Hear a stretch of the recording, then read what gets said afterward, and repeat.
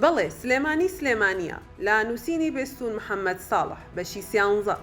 والذين استجابوا لربهم وقاموا الصلاة وأمرهم شورى بينهم ومما رزقناهم ينفقون شورى آيسي وهشت ئەها کاتێک لەسەر تەختن بکوژ و ببڕ خۆتانن هەمووشت بۆ خۆتانە کاتێک گوڵۆڵەتان لە لێژیە لە دواساتەکانی گیانەڵا و ماڵاوەبوونی دەسەڵاتتان هانا و پەیان بۆ ڕایگشتی و میلەت دەبن بە سروش میلەتی عاقڵ وەڵامی نابێت تێدەگەین شتێک هەیە لە قانونی نێودەوڵەتی و جارنامەی مافەکانی مرۆڤ پێی دەوترێت ئەلئەمن وەسەلم الدەوەلین ئاشتی و سەقامگیری نێونەتەوەیی کام دوو دەستەواژەیە هێڵی سوورە و بەزاندنی بڤەیە ئیدی تۆ دەوڵەتی حیزبی گروپی تاکە کەسیبی بەزێنیت ڕوبەڕووی کۆمەڵگەی نێودەوڵەتی و ڕێکەوتنەکانی و بە کۆمەڵەکان و هاوپەیمانەتی سەربازی نێودەوڵەتی دەبیتەوە هەموو ڕێکارانە لەژێر سایە و چەتری قانون لە دژت دەگیرێتە بەر کورد بەگشتی و قەوارەی فیدراڵی هەرێم بە تایبەتی لە نێو زۆنی هاوکێشە نێودەوڵەتیەکاندا لە بەردەم قەڕەوڵی گۆڕانکاریە چاوەڕوانکراوەکان و ژانی هێنانەکایەی سەر لە نوێدا بەشبوونەیەکی تری ڕۆژهەڵاتی ناوین دەیگرێت بۆیە هەمووان مولزەمین سەروەری دەستور و قانون پابەندبوونی خۆمان وەک نەتەوە بپارێزین و چاوەڕێی پلان و استراتیژە دوورمەوداکانی ناوچەکە بکەین.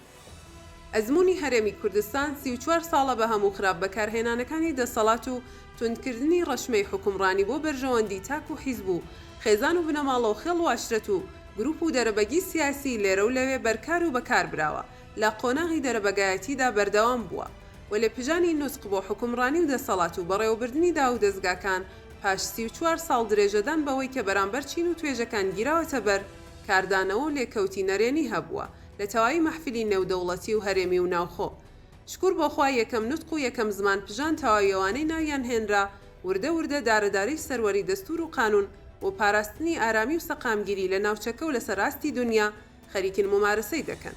دەیڵێمەوە بێقانونی و دەستدرێژی بۆ ماف و ئازادی تاکە کەس و بەرژەوەندی گشتی مەکە بە هێزی منتیق هێزی هیچ دەسەڵات و حکومڕانێک و تەنانەت دەستور و قانونێک نییە ڕاپێچ کاتە نێو مەڵبەندێکی پۆلیس و هەرەمی دادگاکان بە منتیقی هێز پرسیار و وەڵام ئاراستە بکرێت. مەقسەدی کەلام لێبوردەی و پێکەوە ژیان و پاراستنی ڕۆحی هاوڵاتی و هەستکردن بە مەسئولیەت و ئیرادە و ویژدانێکی زیندوو پێش ئەم دنیا و ئەو دنیات مسۆگەرەکەیت نەک وەک لەشکری کەناڵی ڕاگەیاندن پڕچەکراو بە ماڵی سیاسی دنە و ختووکە بۆ هەوڵدانی پەشێوی و نائارامی و ناسەقامگیری کەیتە ڕێکلام و ترێنت و ڕۆحی ئینسان و خوێن وەک ئاو لێ بڕوانن کارەساتە ئاخر کاتێک ڕووماڵی ڕووداوێکەکەن بەرپرسیارانە بیکەن مەبنە سەرچاوی هاندان و گەلە کۆمەکێ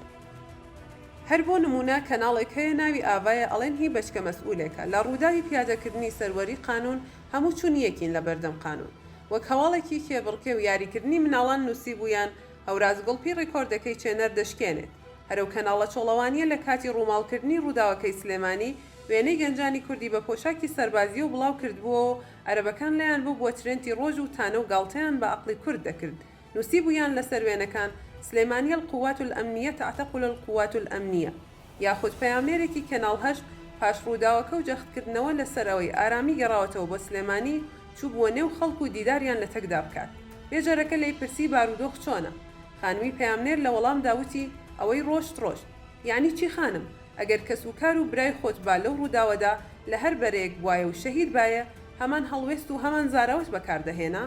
ئەم شارە جارێ دوو لە سەدی خەڵکی لە مێژینە و کۆنی دانیشتوان و بە بنەچە سلێمانی تێدا نەماوە پڕپڕ بووە لە هەمە چەشن و کاکیشم کاتێک ڕەخنە دەگرێت دەڵێت های لە شاری ڕۆشنبیری وای لە شاری هەڵمەت و قوربانی ئامەیە سلێمانی لە وەڵامی هەمووانەدا سەلامی شاعیر لە هۆنراوەیەکدا بۆ کۆمەڵەیە قوام عەسەبەت الئومەم باس لە حوکمی شێخ مەحموود و ئیستیعماری بەریتانیا و وەزیری دەرەوەی ئەوێ دەم هەندرسن لە سلێمانی دەکات ئەو ئاوا باسی سلێمانی لە ساڵی 1932 دەکات